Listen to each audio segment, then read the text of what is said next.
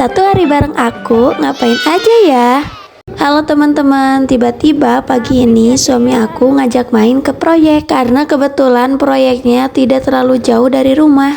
Nah, ini dia tempatnya. Sambil nunggu suami aku kerja, aku ajak anakku jalan-jalan melihat sekitar proyek tersebut. Masya Allah, di sini tuh sepi banget, sunyi. Tadinya mau jalan agak jauh, tapi karena sepi banget, ya udah kita balik lagi aja. Nah, ini karena yang punya rumah nawarin rambutan, jadi aku suruh suami aku panen rambutan. Masya Allah, rambutannya manis banget. Selama di proyek, aku sama anakku malah mukbang rambutan. Habis itu kita langsung pulang deh. Terima kasih sudah menonton. Bye.